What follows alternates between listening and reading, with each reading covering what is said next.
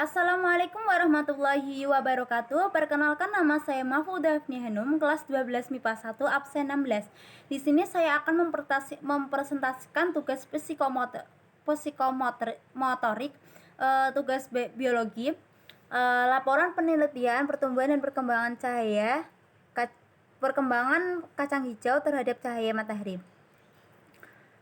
Yang pertama ada pendahuluan. Latar belakangnya, setiap makhluk hidup akan mengalami proses pertumbuhan, begitu pula pada tumbuhan.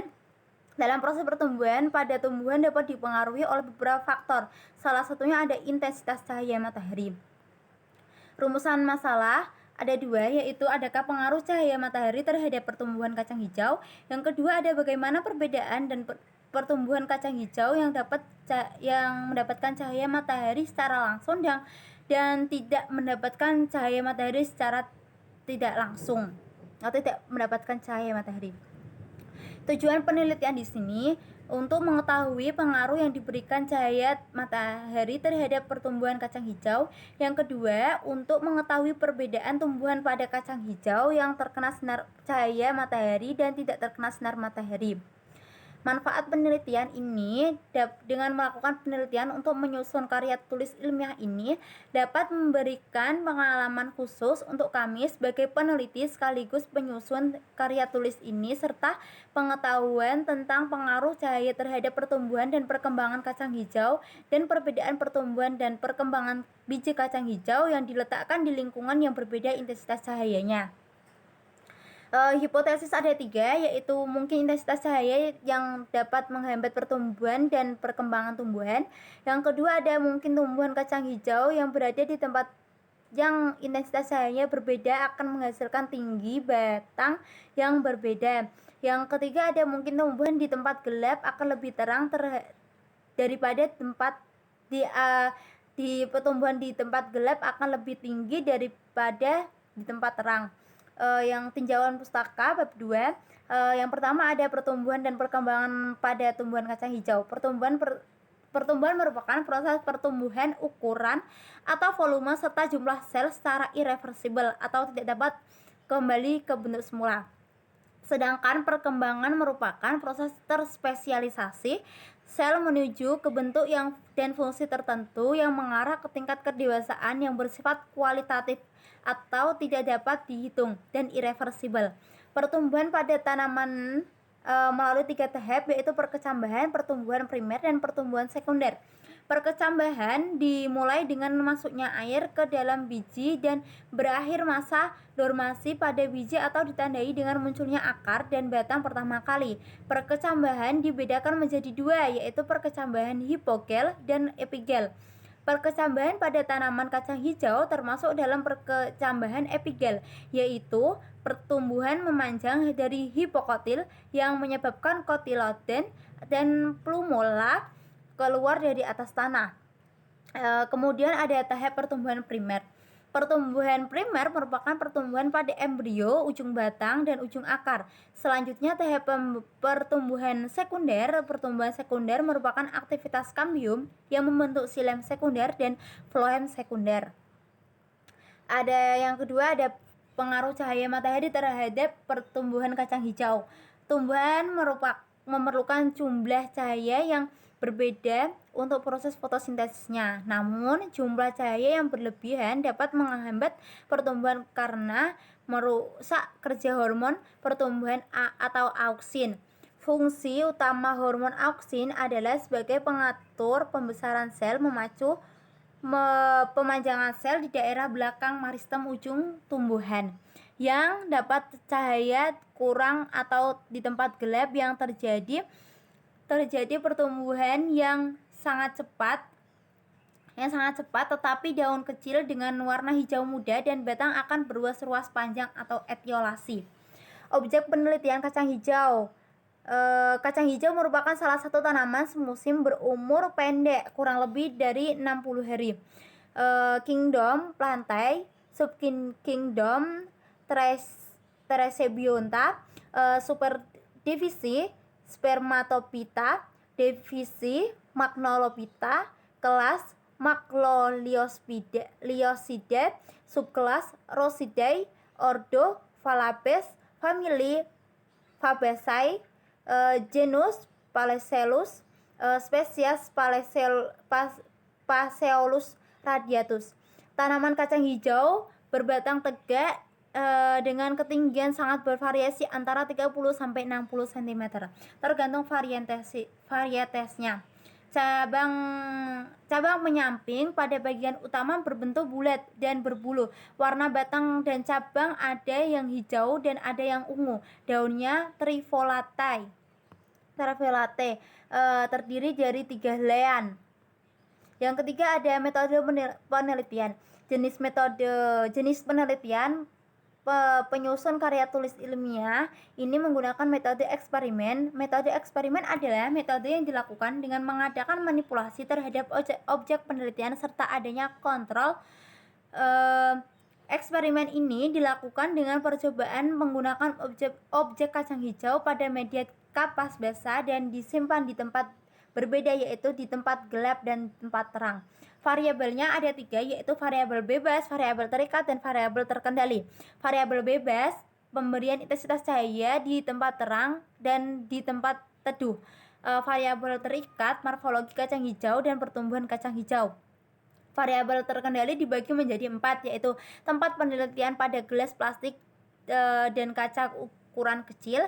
Yang kedua ada media penelitian pada kapas yang basah dan tidak terlalu basah.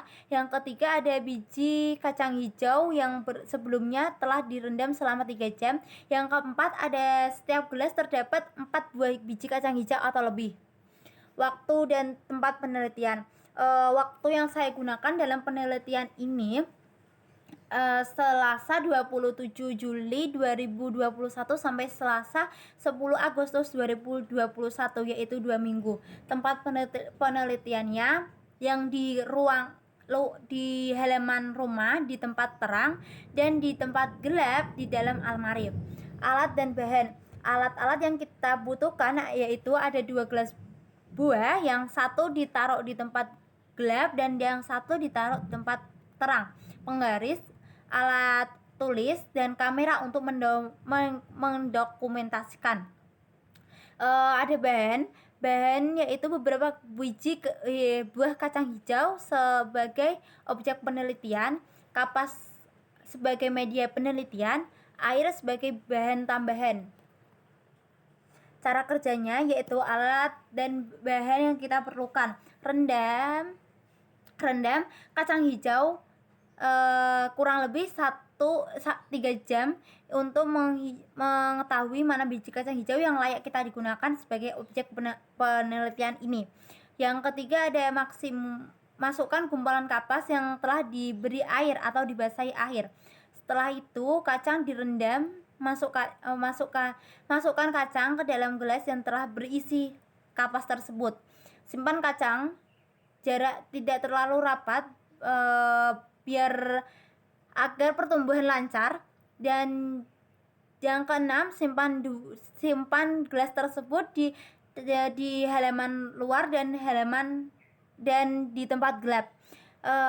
7. Jika kapas mengering, segera basahi. Yang ke-8, amati lalu catat dan dokumentasikan hasil pengamatan setiap harinya.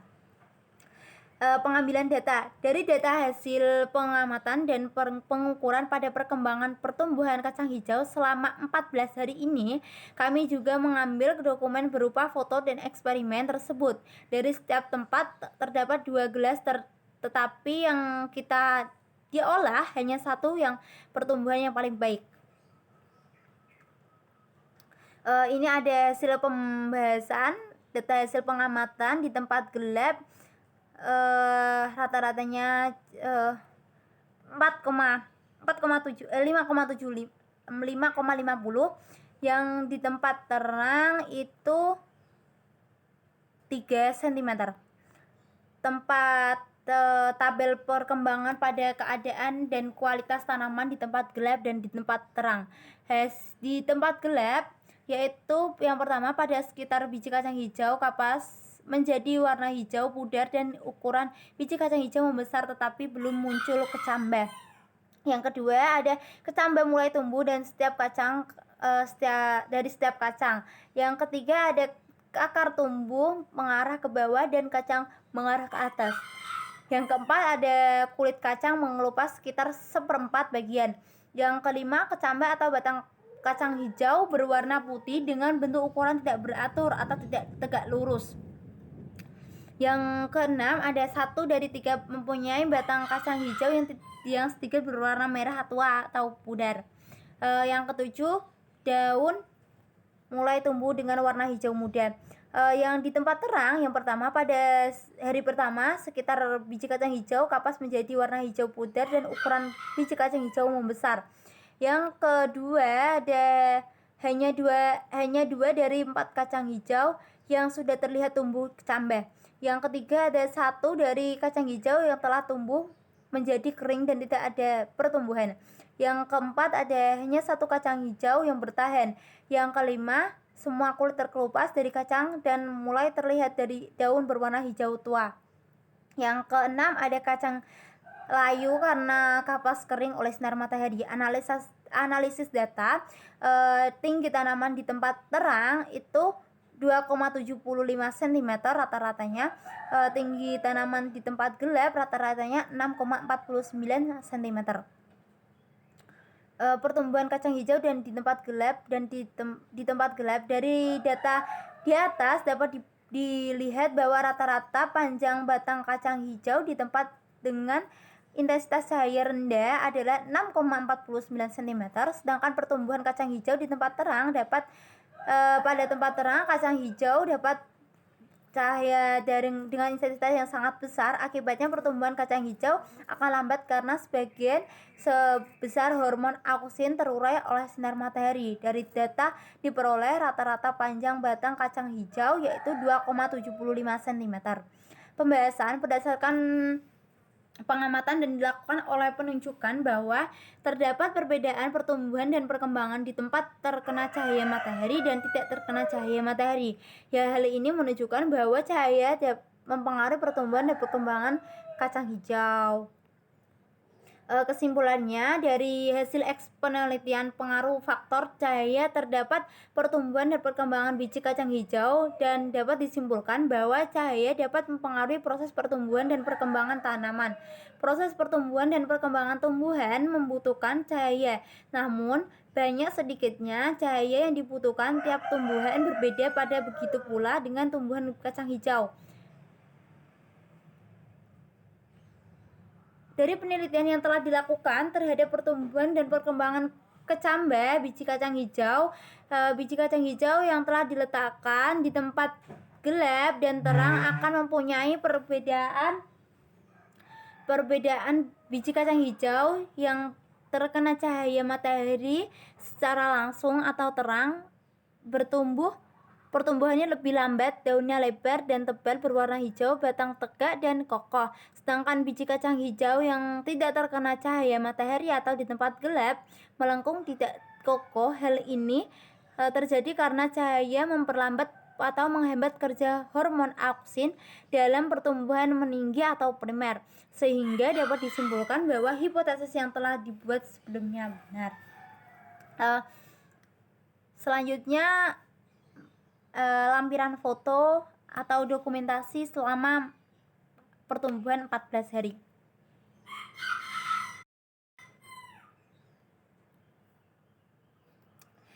Ini hari pertama, hari kedua di tempat gelap dan di tempat terang, hari ketiga, ini hari keempat, kecambah mulai tumbuh, hari kelima, hari keenam meninggi, hari ketujuh meninggi, hari kedelapan daun yang di tempat terang berwarna hijau tua dan di tempat gelap hijau muda rada pudar. Yang ke hari ke-9, hari ke-10, hari ke-11, 12, 13, 14. Kenapa tanamannya layu? Karena tidak disiram. Mohon maaf bila ada salah kata. Terima kasih. Wassalamualaikum warahmatullahi wabarakatuh.